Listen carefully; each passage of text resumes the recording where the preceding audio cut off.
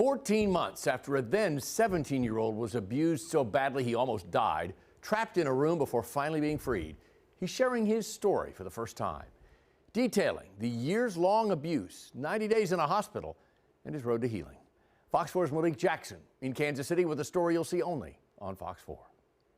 It's like you being in jail, basically, like doing 30 days in a hole, but like I'm doing like 2 years in a hole. Corian Franklin, a survivor and now an 18-year-old who wants to inspire others that your victory is how you rise. For years he battled abuse. The situation would get worse when COVID started and he was no longer in school. After the beatings, like, cause I get beaten early in the morning. So. When he showed up to the hospital in May of last year, his body covered in cuts, bruises, and abrasions.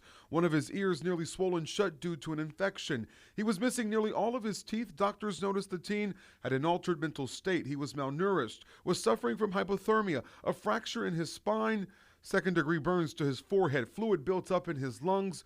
He showed signs that he had been tied up at some point, and his shoulder blades in such bad shape that doctors told police they had only seen that in high-trauma cases, such as a high-speed car crash. Those same doctors said this was the worst case of abuse they had ever seen, and it gets worse. He had my sister scratch me with her nails. If she didn't, she was threatened with a beating, Corian says, and after the abuse would end, he was forced to clean up his own blood. Like, you ain't got no support, you ain't got nobody you could call on, you ain't got nobody to talk to vent to. I was just sitting there talking to myself, hoping one day I could get myself out, but I never had the strength to go.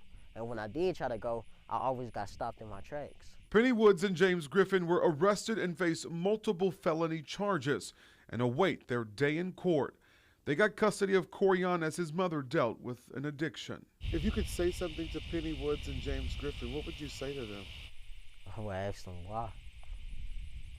I would just, I mean, because it's not really nothing I could say besides why. He spent 3 months at Children's Mercy on a ventilator at points and almost died 3 separate times.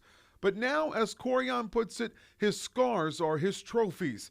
He now works, he's back in school, and sharing the story of the worst 2 years of his life with the mission to give hope to others.